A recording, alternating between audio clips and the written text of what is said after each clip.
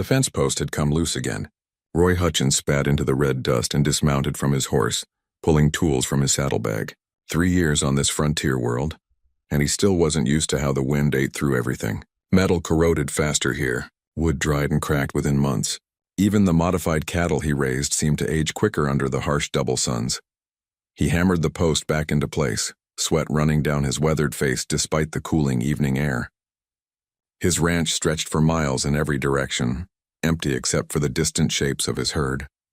That's how he liked it. Empty. Quiet. No one asking questions about Earth or why he'd left or what he was running from. Roy was packing his tools when he heard it. Not with his ears exactly. More like a feeling that crawled up his spine and settled behind his eyes. A desperate, wordless cry that translated in his mind as a single concept. Mama. He froze, one hand on his horse's saddle. The animal's ears flicked nervously. Roy scanned the darkening horizon, seeing nothing but scrub brush and rocky outcrops. The cry came again, weaker this time. Mama, please, hurt hell, Roy muttered. He swung back onto his horse and urged it forward, following the strange pull in his mind. Whatever was calling had to be close. The psychic impression grew stronger as he rode, leading him away from his property line toward a series of shallow canyons he rarely visited. The horse balked at the edge of a fresh crater, nearly throwing Roy from the saddle. He calmed the animal and dismounted, approaching on foot. The crater was maybe 20 feet across, the earth still warm from impact. At the center lay a crumpled shape that made Roy's blood run cold. He'd seen pictures. Every human in the colonies had seen pictures. The scales were unmistakable, even on something this small. Dracovian, a baby one sure, but still a member of the most feared predator species in known space. The creature was no bigger than a large dog, its rust-colored scales dull and cracked from dehydration. One wing bent at an unnatural angle.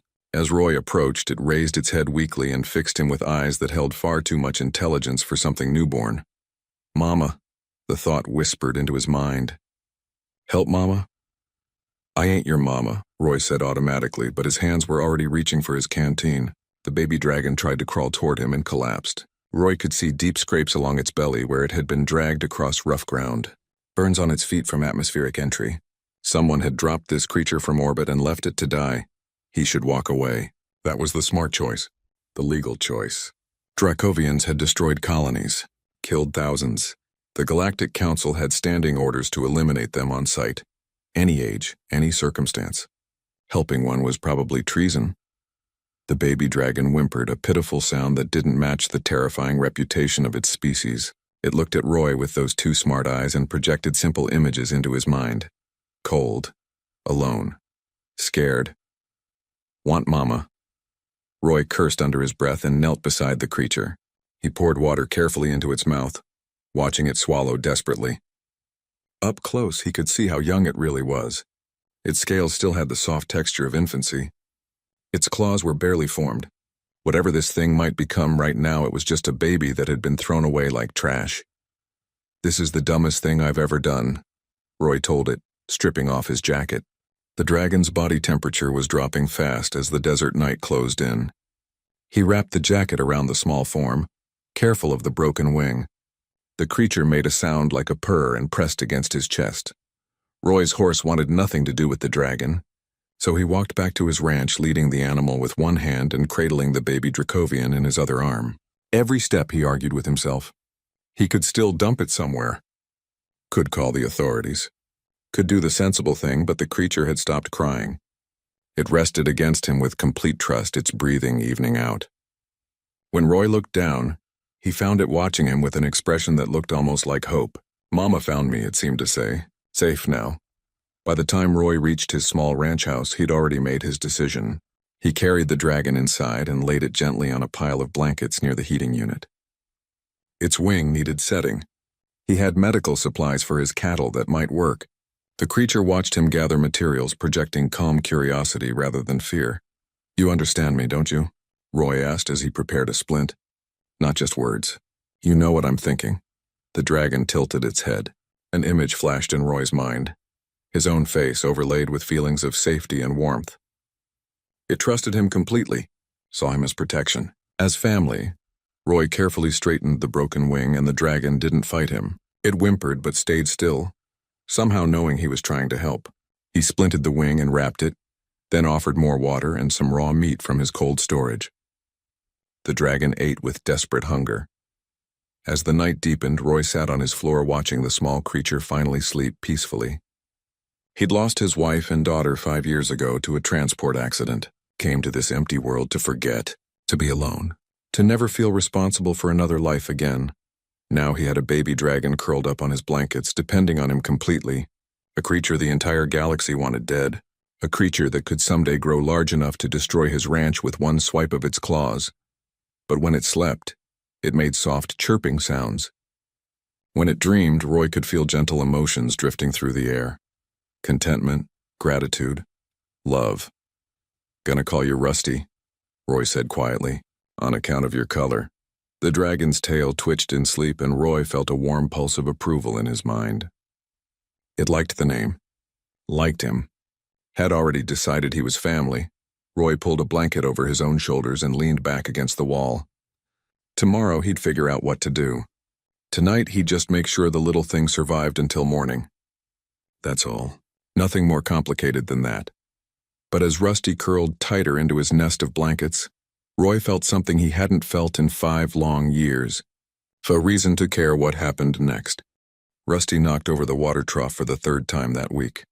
Roy watched from his porch as 200 gallons of precious water turned the dusty ground to mud, while the young dragon looked back at him with what could only be described as embarrassment. 2 weeks of recovery had turned the dying creature into something surprisingly energetic and clumsy. "You're supposed to drink from it, not wrestle it," Roy called out. He set down his coffee and walked over to right the trough again. Rusty had grown noticeably in just 14 days. Now the size of a small horse, the dragon moved with the awkward coordination of a puppy, still figuring out its own legs. Or in this case, legs and wings and a tail that seemed to have a mind of its own. The broken wing was healing, but Roy could tell it would never be quite right. The bone had set crooked despite his best efforts. Rusty would probably never fly like other Dracovians. Maybe that's why its own kind had abandoned it. Defective, unwanted, left to die because it couldn't meet their standards. Roy ran his hand along the dragon's neck, feeling the warm scales beneath his palm. Rusty leaned into the touch, purring like a massive cat. In his mind, Roy felt waves of affection and an emotion that translated roughly to sorry about the water. "It's fine," Roy said. "We'll work on your coordination." The past 2 weeks had been a revelation.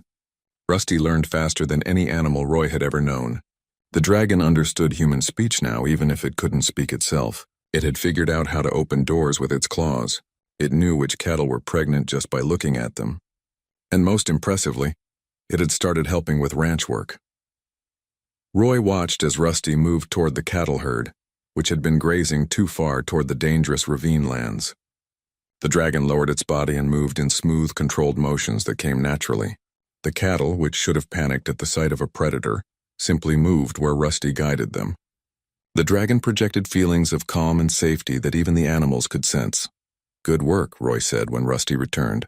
The dragon's chest puffed with pride, but their peaceful routine shattered that afternoon when Roy spotted dust on the horizon. A vehicle approaching. He felt his stomach drop. Visitors were rare out here and rarely good news. Roy quickly guided Rusty into the barn. "Stay here. Stay quiet. Don't come out no matter what you hear." The dragon sensed his fear and pressed close, not wanting to separate. "I mean it, Rusty. People can't know about you yet." The vehicle pulled up as Roy closed the barn door. Beth Sullivan climbed out, a neighboring rancher from 15 miles south. She was a tough woman in her 50s, the kind who'd carved out her own place on this harsh world through sheer determination. "Roy," she greeted him, her sharp eyes scanning the property. "Noticed you missed the supply run last week. Thought I'd check you hadn't been eaten by canyon cats." "Appreciate it, but I'm fine," Roy said, positioning himself between Beth and the barn. "Just been busy with ranch work." Beth's eyes narrowed. "You got more fencing up. New water system, too. That's a lot of work for one man." She took a step toward the barn. "You hire help?" "No help. Just me." A loud crash came from inside the barn. Beth's hand dropped to her sidearm. "What was that?"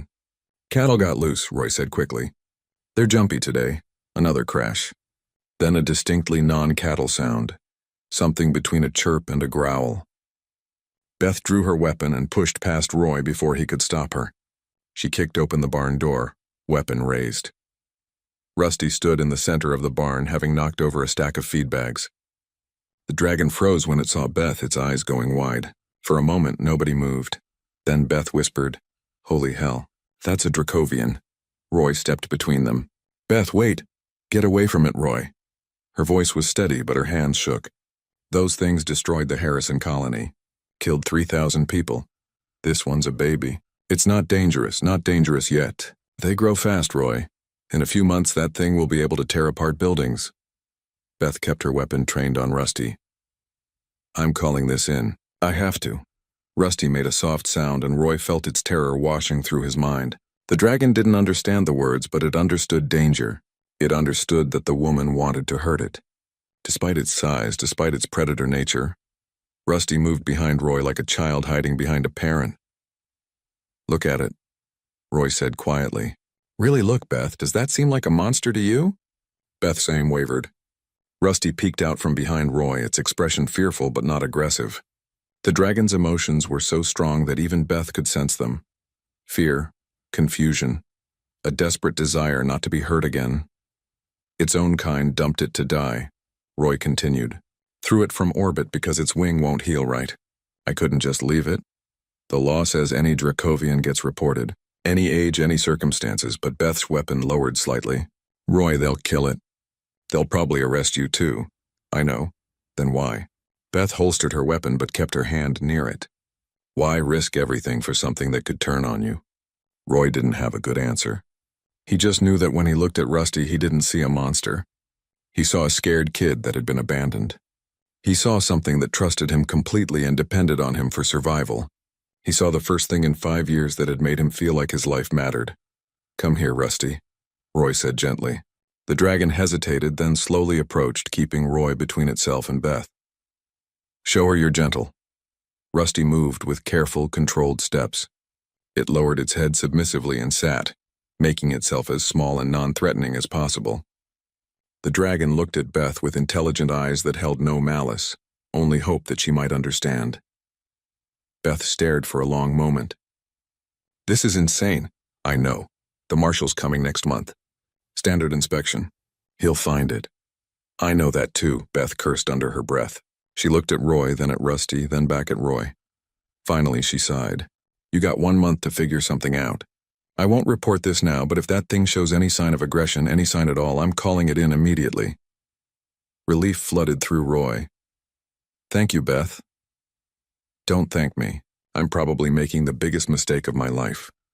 She walked back to her vehicle, then paused. "Roy, those things killed my cousin on Harrison Colony. I watched the vids.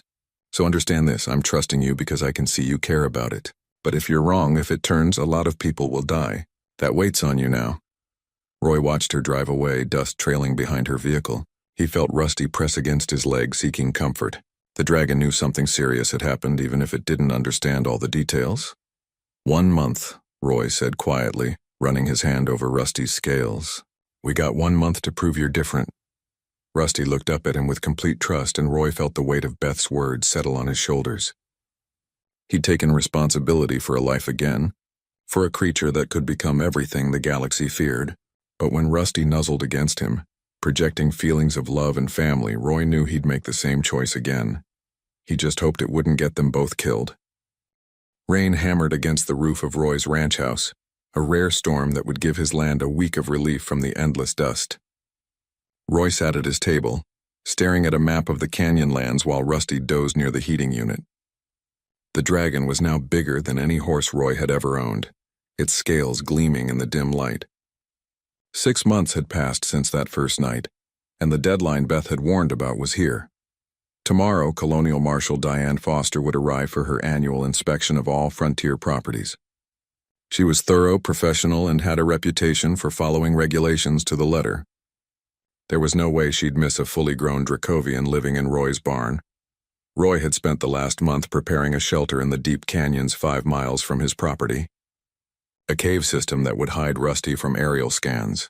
He'd stocked it with water and food, built a comfortable space where the dragon could wait out the inspection. But the plan required Rusty to stay there alone, possibly for days. and Roy could feel the dragon's anxiety about separation. "We've practiced this," Roy said, though he wasn't sure if he was reassuring Rusty or himself. "You go to the canyon. You stay quiet. You wait for my signal. Then you come home." Rusty lifted its massive head, eyes reflecting the lamplight. Scared, the thought drifted into Roy's mind. "What if you don't come back?" "I'll come back. I promise." The dragon rose and moved closer, lowering its head to Roy's level. Over the months, they'd developed a deeper connection. Rusty could project more complex thoughts now, and Roy had learned to send simple feelings back. It wasn't quite telepathy, more like emotional sharing, but it meant they could truly understand each other. "Stay together," Rusty projected, along with images of the two of them working the ranch. "Safe together, family together. I know, buddy. But if the marshal finds you, they'll take you away. They'll kill you." Roy pressed his forehead against Rusty's scaled snout. "I can't let that happen." They left before dawn, Roy riding his horse while Rusty walked alongside. The dragon moved with surprising grace for its size, having long ago mastered the coordination that eluded it as a baby. The canyon shelter was ready, stocked with everything Rusty would need. Roy helped the dragon settle in, making sure the cave entrance was well hidden. 3 days at most, Roy said. "Then I'll come get you." Rusty made a low sound of distress but nodded, understanding. The dragon curled up in the cave, looking smaller than it was. Roy felt his heart break a little as he turned to leave. This creature trusted him completely, depended on him, loved him with the unconditional devotion of family, and he was leaving it alone in a cave to hide like a criminal. Because that's what they were, criminals, breaking laws meant to protect the colonies from a species that had proven itself capable of terrible violence. Roy rode back to his ranch as the first sun rose, painting the sky in shades of orange and red. He'd barely finished his morning work when he spotted the marshal's vehicle approaching, flanked by 2 deputies.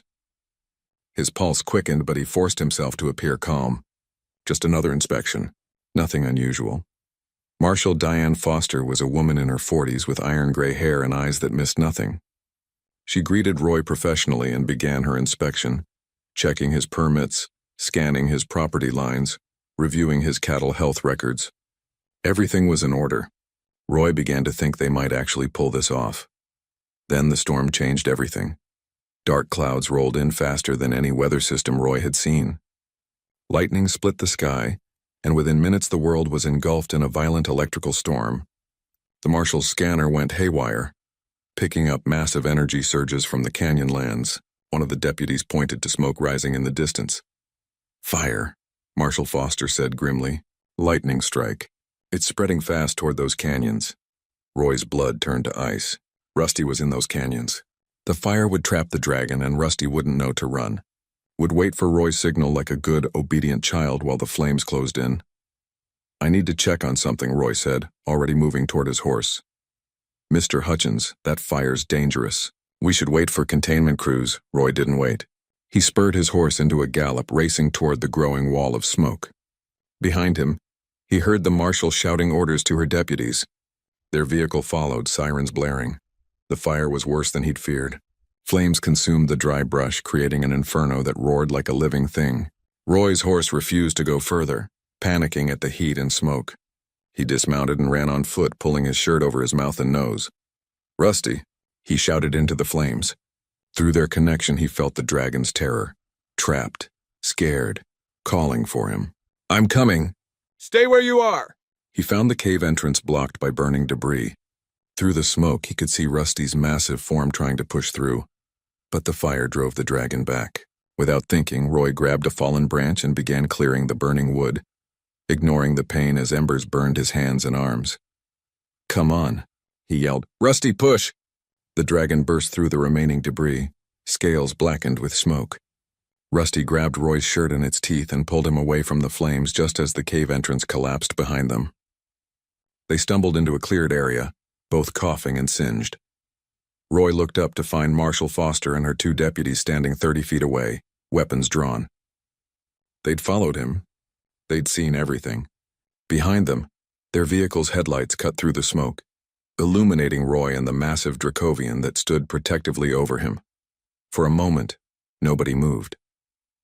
The only sound was the crackling of the fire and heavy breathing. Marshal Foster's voice was steady despite the shock on her face. Roy Hutchins, that's a Dracovian. You're harboring an illegal alien of a hostile species. Roy got to his feet slowly, positioning himself between Rusty and the weapons. The dragon lowered its head, making soft, distressed sounds. It understood danger even if it didn't understand the words. Her name's Rusty, Roy said, and she's not hostile. She's family. One of the deputies laughed nervously. Family? Sir, that thing's species has killed thousands. This thing just saved my life. And 6 months ago I saved hers. Roy kept his voice calm. She was dumped to die because her wing doesn't work right. I couldn't leave her. And I won't let you kill her now. Marshal Foster studied them both, her weapon still raised. Galactic law is clear. Any Dracovian found in human space is to be terminated immediately. Then you'll have to shoot me first. The words hung in the smoky air. Rusty pressed closer to Roy, projecting waves of fear and love that were so strong even the deputies seemed to feel them. The dragon could attack, could probably kill all three of them before they got off more than a few shots, but Rusty didn't move. Just stayed close to Roy, trusting him to protect them both. Marshal Foster's weapon lowered slightly. She looked at Roy, then at Rusty, then back at Roy. She really saved you? Pulled me out of the fire herself. Could have run, could have saved herself and left me to burn, but she came for me. Roy's voice cracked. She's not a monster, Marshal. She's just scared. The deputies looked to their commander, waiting for orders. The fire raged around them, forcing a decision. Marshal Foster holstered her weapon, though her hand stayed near it. I'm giving you 48 hours, Mr. Hutchins.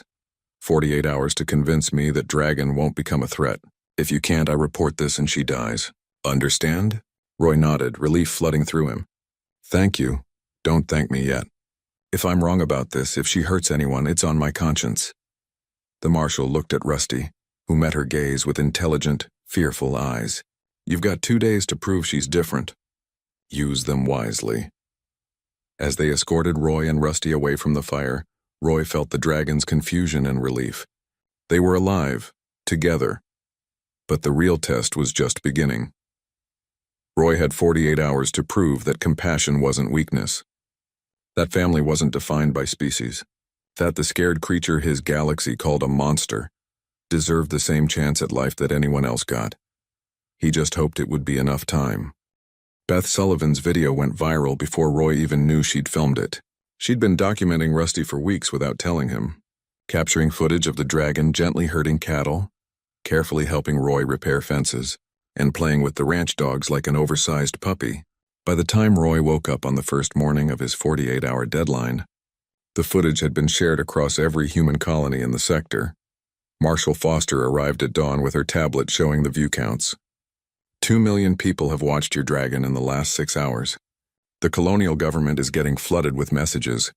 Some want her protected, more want her dead. Roy stood on his porch while Rusty dozed in the yard, oblivious to the attention. I didn't ask Beth to do that. Maybe not. But now everyone knows. The Galactic Council sent an official protest an hour ago. They're demanding we follow protocol and terminate her. The Marshal sat on the porch steps looking tired. The Earth government is convening a special tribunal. You and Rusty have to appear. They're gonna kill her. Maybe. Or maybe Beth's video bought you something more valuable than time. She bought you witnesses. Marshal Foster pulled up another file on her tablet. Look at these comments. Thousands of people saying they never saw a Dracovian act like that. Parents showing the videos to their kids, teaching them about compassion. Scientists wanting to study her development. You've started something, Roy. Now you have to finish it. The tribunal was held in the colonial capital's largest hall, broadcast live across human space. Roy walked in wearing his only clean shirt, feeling completely out of place among the lawyers and government officials. Rusty walked beside him, moving slowly and carefully, trying not to accidentally knock anything over with her bulk. The dragon's nervousness flooded through their connection. Too many people, too many eyes. Too loud, it's okay, Roy whispered. Just stay close. The prosecution presented first.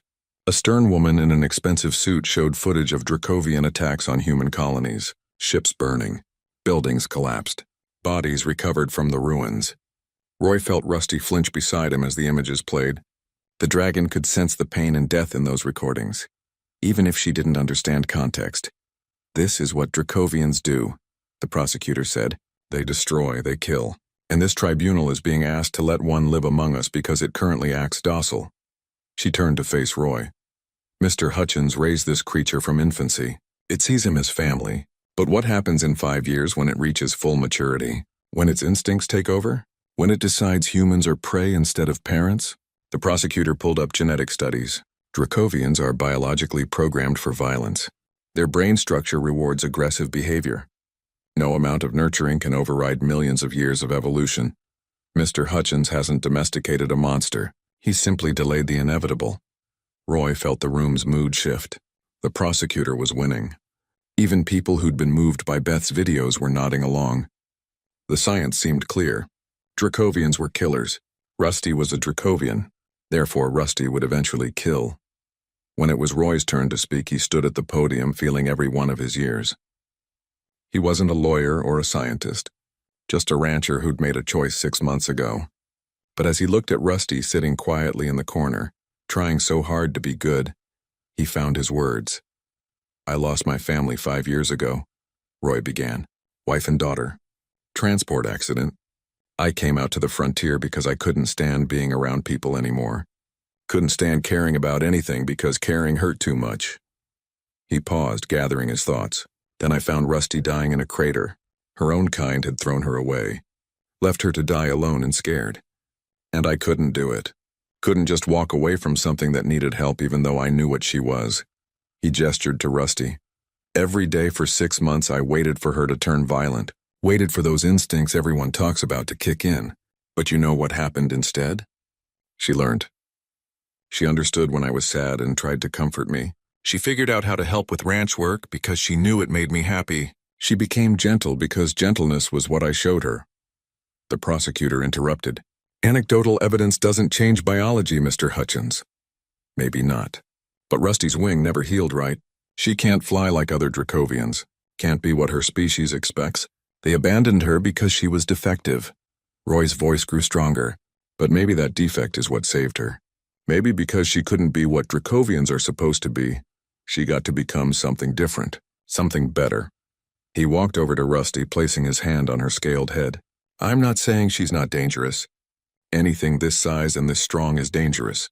But humans are dangerous too. We've got weapons that can crack planets. We've wiped out species and conquered worlds. But we also build hospitals and write poetry and adopt orphans. We're capable of terrible things and beautiful things. Why can't she be the same?" The tribunal judge, an elderly man who'd been silent throughout, finally spoke. "What you're describing is theoretical, Mr. Hutchins. We have no evidence that Dracovians can be anything other than what they've always been." Before Roy could respond, something unexpected happened. A group of aliens entered the hall, their presence causing immediate commotion. They were Talarians, a species whose homeworld had been destroyed by Dracovians 2 years ago. Everyone in the room knew their history. If anyone had reason to demand Rusty's death, it was them. The lead Talarian approached the podium.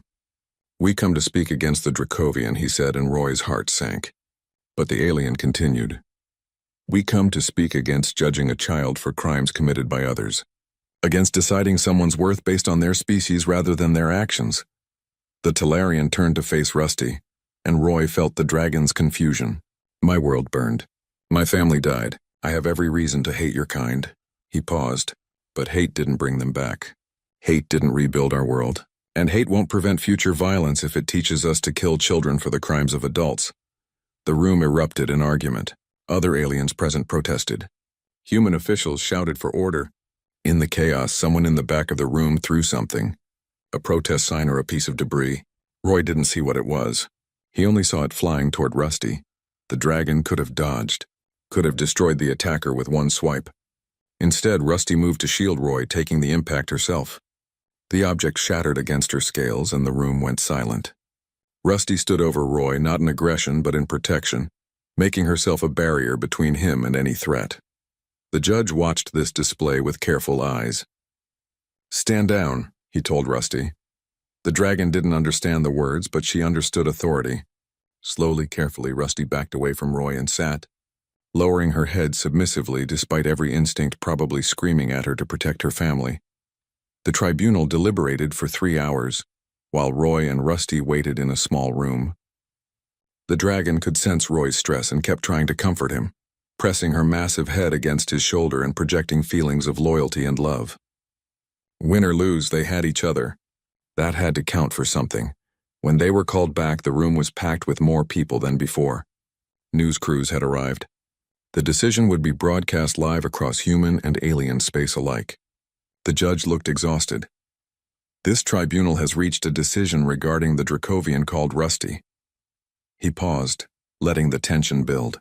We find that while the creature poses potential danger, its current behavior and the circumstances of its raising present a unique situation. Therefore, we grant Roy Hutchins conditional custody. Relief flooded through Roy, but the judge wasn't finished. The conditions are strict. Rusty must wear a monitoring device at all times. She will undergo behavioral assessments every 3 months. Any display of unprovoked aggression results in immediate termination. Mr. Hutchins is legally responsible for any damage or injury Rusty causes. And most importantly, this decision applies only to this specific case. It does not set precedent for other Dracovians. Roy barely heard the rest. He turned to Rusty, and the dragon's joy flooded through their connection. Home, together, safe. The relief was so powerful that several people in the room visibly reacted to the emotional projection, but as they left the tribunal hall, Roy saw the protesters. Hundreds of them, some human, more alien, signs demanding Rusty's death, chants calling Roy a traitor. Security had to escort them through the crowd to their transport. Marshal Foster drove them back to the ranch personally. You won, but you also made enemies. Some powerful ones. The Galactic Council formally condemned humanity's decision. 3 alien species suspended trade agreements. Earth's diplomats are scrambling to smooth things over. I didn't mean to cause an incident, Roy said. Too late for that. You and Rusty are famous now, symbols. Some people see hope. Others see humanity's arrogance. She glanced at Rusty in the rear of the transport. Just keep her safe, Roy, and prove that compassion wasn't a mistake. The whole galaxy's watching. Back at the ranch, as the second sun set and painted the sky purple, Roy sat on his porch with Rusty beside him. The dragon had a monitoring collar now, but otherwise everything seemed normal. Just a man and his dragon. Home after a long day. Rusty projected contentment and safety. Images of the ranch, of their daily routine, of the life they'd built together. Then a new thought, one Roy hadn't felt before. Hope for tomorrow. Yeah, Roy said quietly, scratching behind Rusty's ear ridge. I got hope too. Now we just gotta prove we earned it. The stars emerged overhead, the same stars that other species looked up at while debating humanity's choice. But Roy didn't think about politics or protocols or the weight of expectations. He thought about the baby dragon he'd found dying in a crater, and how that choice to help had changed everything. Tomorrow would bring new challenges. But tonight they were home, together, and that was enough. The boycott started small. First, the fuel supplier refused to deliver to Roy's ranch. Then the feed store stopped taking his orders. Within a month, most businesses in the colonial capital wouldn't serve him. Other ranchers who'd supported Roy found themselves facing similar treatment. The message was clear. Choosing compassion came with a price. 2 years had passed since the tribunal. Rusty was now fully grown, massive enough to be seen from miles away. The dragon spent days helping Roy maintain the ranch, which had become harder without access to normal supply chains. Beth brought what she could, but her own business suffered for associating with Roy. Found a distributor 3 colonies over who'll sell to us, Beth said, unloading supplies from her truck. Costs triple, but it's something. Roy helped carry the bags, watching Rusty gently herd cattle in the distance. The dragon had grown more confident over the years, but remained fundamentally gentle. Every 3 months, government assessors visited and found no concerning behavior. The monitoring collar transmitted constant data showing Rusty's emotional stability. None of it mattered to the people who decided the dragon was a threat. Can't keep doing this, Beth, Roy said. You're losing money helping me. What else should I do? Let you starve to prove the haters right? She wiped sweat from her forehead. Besides, more people support you than you think. They're just scared to say it publicly. That night, Roy's communication terminal lit up with an incoming message marked urgent. The sender was listed as Galactic Council Diplomatic Corps. Roy's stomach dropped. Nothing good ever came from the council. The message was simple and terrifying. Dracovian battle fleet detected entering human space. Estimated arrival your sector in 72 hours. Destination appears to be Colony World Delta 7. Evacuations recommended. Roy read it 3 times, hoping the words would change. They didn't. He walked outside where Rusty was watching the stars, something the dragon did every evening. Through their connection, Roy felt Rusty's contentment shift to concern as his emotions changed. "Your family's coming," Roy said quietly. "A whole fleet of them." Rusty's confusion flooded through their bond. Family? The concept carried weight for the dragon. Roy was family. Beth was family. The ranch animals were family. But the idea of other Dracovians felt foreign and frightening. The colonial government contacted Roy the next morning. Emergency evacuations were underway. Ships were loading civilians, prioritizing children and the elderly, and they wanted Rusty surrendered to authorities. The Dracovian fleet sent one message, Colonial Administrator Williams explained over video link. They want the defective one returned or they'll destroy the colony. You have to give them what they want. They'll kill her, Roy said. Probably, but if you don't surrender her, 30,000 people die. I'm sorry, Roy, but that's not a choice. That's math. Roy ended the call and walked out to where Rusty waited. The dragon had heard everything through their connection. She understood the basics. Her presence endangered humans. Her family wanted her back. People would die because of her. We'll go, Rusty projected simply. Save humans. Save Roy. No, Roy's voice was firm. We'll find another way. But what way? Roy spent the next day researching everything he could find about Dracovian culture. Most sources were military reports focused on their fighting capabilities. Rusty tried to help, projecting vague memories from before she'd been abandoned. Images of massive ships, feelings of cold judgment, the sense of being found lacking. Beth arrived as Roy pored over files. Evacuation ships are leaving. Most ranchers are already gone. They're saying anyone who stays is responsible for their own death. I can't leave Rusty, I know. That's why I'm staying too. She set down a rifle. If we're making a stand, might as well do it together. Roy wanted to argue but knew Beth well enough to know it wouldn't work. Instead, he showed her what he'd found. Dracovian culture values strength above everything. They abandon offspring they consider defective because weakness is shameful. But Rusty's not weak. She's strong, just in different ways. You planning to explain that to a battle fleet? Maybe, if they'll listen. The Dracovian ships arrived ahead of schedule, massive vessels that made human cruisers look like toys. 12 warships took position around Delta 7, their weapon systems active. Roy received a communication request within minutes. Against every survival instinct, he accepted. The Dracovian that appeared on his screen was enormous, scales black as space, eyes like frozen fire. Human, you harbor one of our discarded young. Return it or be destroyed. Roy stood tall despite his fear. Her name is Rusty, and I'm not returning her to die. The defective one should have died when we released it. You have interfered with natural order. The Dracovian's voice carried no emotion. You have 1 rotation to comply. Why do you even want her back? You threw her away. For the first time, something like emotion flickered across the alien's face. It is shameful that our defect lives under alien care. The shame must be erased. Roy felt Rusty press against the wall outside, listening. The dragon's sadness and resignation flooded through their bond. She'd always known her birth family had considered her worthless. Hearing it stated so bluntly still hurt. What makes her defective? Roy challenged. Because her wing won't work right? That's all? Dracovians fly. Dracovians hunt. Dracovians conquer. One that cannot do these things has no worth. The commander leaned forward. Why do you defend the useless creature? Because she's not useless. She's smart. She's kind. She helps me run my ranch. She learns faster than any animal I've ever known. Roy's voice grew stronger. She's everything you said she couldn't be. And maybe that's what scares you. We fear nothing. Then prove it. Come down here, meet her, see what she's become. If you still think she's worthless after that, then I'll accept your judgment. The commander was silent for a long moment. Finally, we will send 1 representative. If this is a trap, your world burns. No trap, just truth. An hour later, a shuttle landed near Roy's ranch. The Dracovian that emerged was almost as large as Rusty, its scales a deep purple. It moved with predatory grace, every motion speaking of violence held barely in check. Roy forced himself to stand his ground.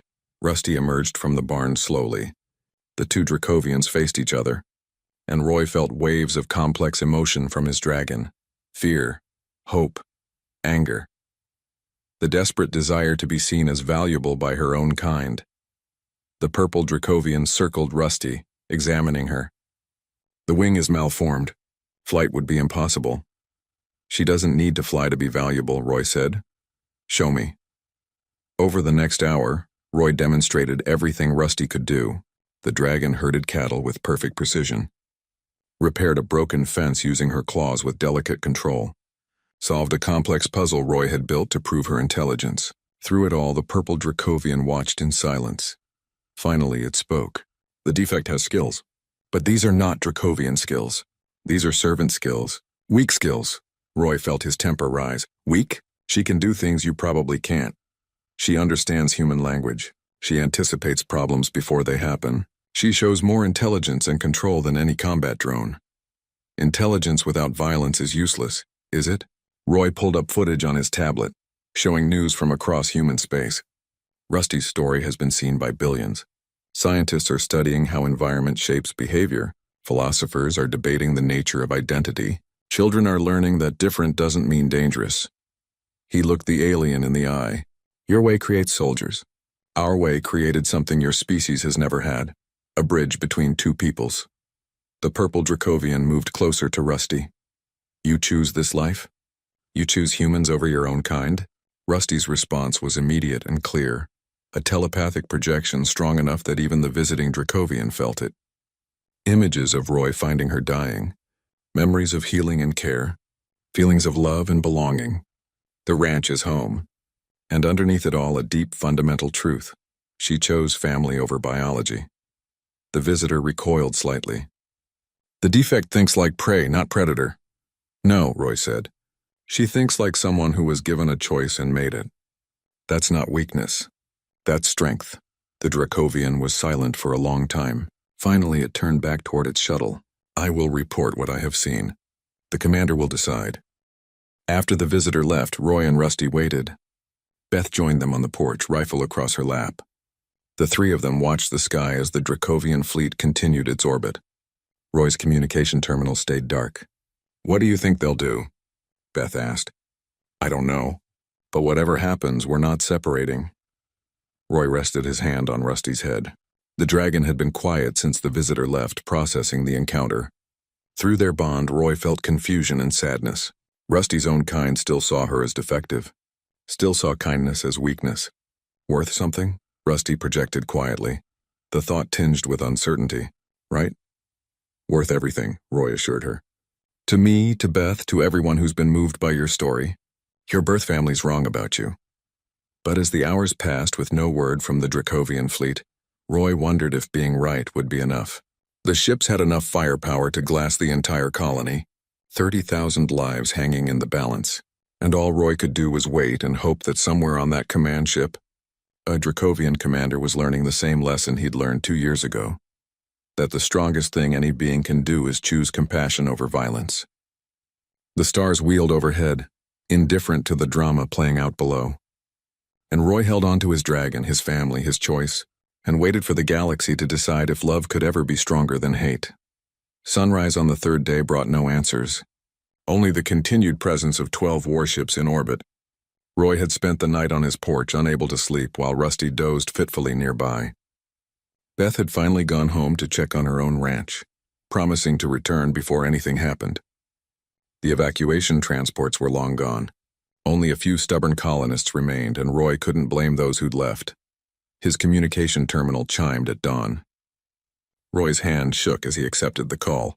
The black-scaled commander filled the screen, expression unreadable. Human, I have reviewed the observer's report. I have watched recordings of the defective one's behavior. I have consulted with my warriors regarding the situation. The commander paused. We have reached a decision. Roy's heart pounded. Rusty woke and moved closer, sensing his tension. You claim the defect is valuable. That weakness can be strength.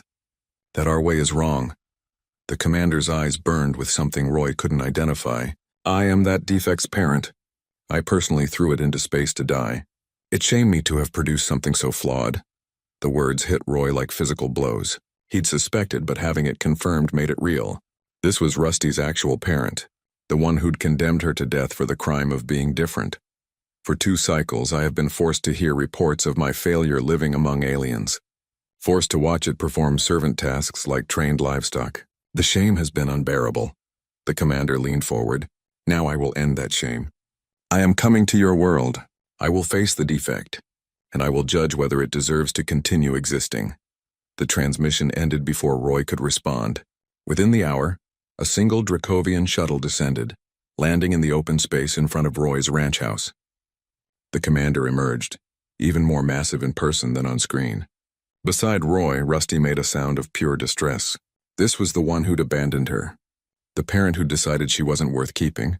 Other shuttles followed, carrying what Roy assumed were high-ranking Dracovians. They formed a circle around the landing area. An audience. Whatever was about to happen, it would be witnessed by Rusty's entire command structure. The defect will face me, the commander announced. If it shows Dracovian strength, I will consider allowing it to live. If it shows only weakness, I will end its shame myself. This is a fight. Roy stepped forward. Your own child? It is a test. Dracovians prove worth through combat. Always. Roy turned to Rusty, whose terror was overwhelming their bond. The dragon had never fought. Had never hurt anything intentionally. For 2 years, Roy had taught patience, gentleness, and control. Now those lessons might get Rusty killed. You don't have to do this, Roy said quietly. Rusty looked at him with eyes full of fear and sadness, but underneath Roy felt something else. Determination. A need to prove something, not to the Dracovians watching, but to herself. To show she wasn't worthless, wasn't defective, wasn't a mistake. I try, Rusty projected, for you, for family. The dragon moved to face her parent. The size difference was noticeable. The commander was larger, heavier, covered in battle scars. Rusty looked young and uncertain by comparison. The watching Dracovians made sounds of approval, expecting a quick victory. The commander attacked without warning, massive claws tearing through the space where Rusty had been standing. But Rusty wasn't there. 2 years of ranch work had taught her to move fast, to anticipate, to think 3 steps ahead. She dodged, not striking back, just evading. Fight defect, the commander roared. Show me you're worthy to live. Another attack, another dodge. Rusty's broken wing prevented flight but didn't stop her from being quick on the ground. The commander grew frustrated, attacks becoming wilder. Still, Rusty didn't retaliate. Through their bond, Roy felt the dragon's conflict. Every instinct screamed at her to defend herself, but Roy's teachings held firm.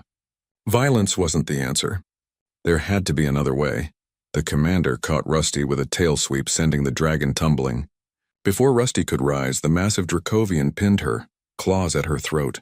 Weak, pathetic. You won't even fight your own parent. Because fighting you proves nothing, Roy shouted.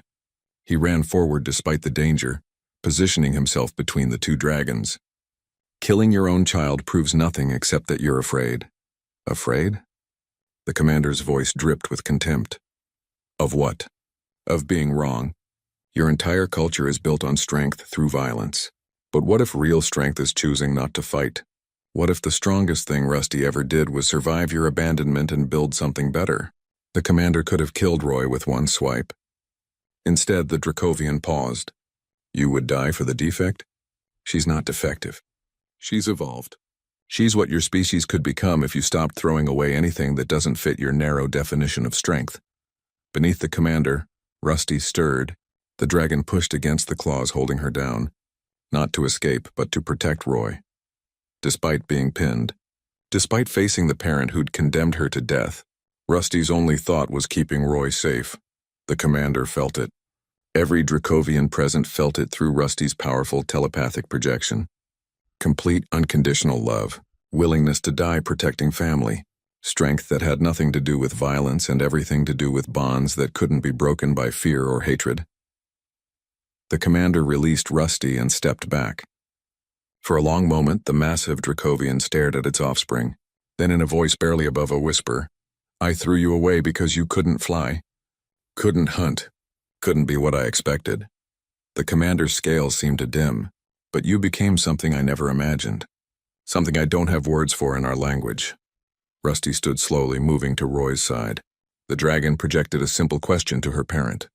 Why come back? Why care now? Because watching you survive was worse than killing you would have been. Because seeing aliens value what I threw away felt like judgment. The commander looked at the assembled Dracovians. We have destroyed worlds, conquered systems, taken pride in our power, but we have never built anything. Never created beauty. Never chosen peace when war was possible. The commander's gaze returned to Rusty. You have done all these things, and I must know, is that strength or weakness? Roy spoke carefully. It's strength in a way your people haven't explored. Rusty's stronger than most humans, despite being raised with gentleness. She's smarter because she learned to think instead of just react. She's more valuable because she builds instead of destroys. He paused. She's everything you could have been if someone had shown you there was another path. The commander approached Rusty slowly, almost cautiously. For the first time, parent and child stood together without violence. Through their telepathic connection, something passed between them. Rusty shared memories. Roy's kindness, the ranch's peace, the satisfaction of helping instead of hurting. The commander shared something unexpected. Regret. I cannot undo abandoning you, the commander said. Cannot erase the shame I caused, but I can make a choice now. The Dracovian turned to address the assembled witnesses. I declare the defect is not defective. What we called weakness is simply difference, and difference has value we never considered. Murmurs spread through the watching Dracovians. Some looked intrigued, others hostile. Change didn't come easily to a warrior culture. One of the observers stepped forward. Commander, you would shame us further? Admit our ways might be wrong? I admit our ways are incomplete. The commander's voice carried absolute authority. We throw away offspring that don't meet standards. But this human kept one we discarded and it became valuable. What else have we thrown away? What other potential have we wasted? The debate that followed was intense. Dracovian warriors argued in their harsh language while Roy and Rusty waited. Finally, the commander silenced everyone with a roar. The fleet will depart. The defect lives under human protection. But I make one demand. The commander looked at Rusty. Others will come. Young ones we deem flawed. Failures we would normally kill. The human will teach them as he taught you. Show us if this path has merit beyond one example. Roy felt the weight of what was being asked. You want me to raise more Dracovian young? I want proof that your way works. That compassion creates value. The commander's expression was unreadable.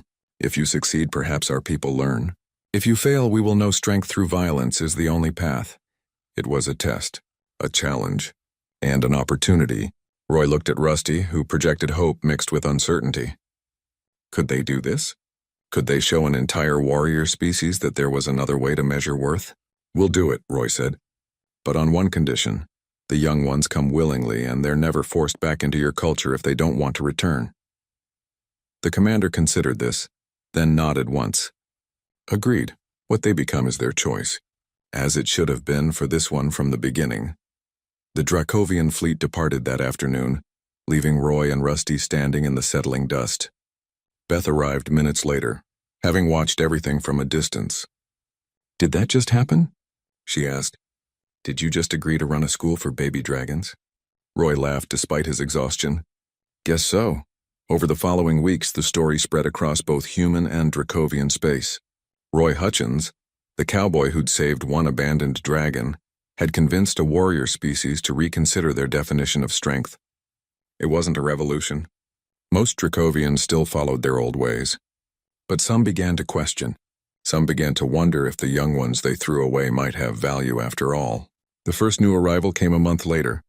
A small Dracovian with silver scales and an overbite that prevented proper hunting.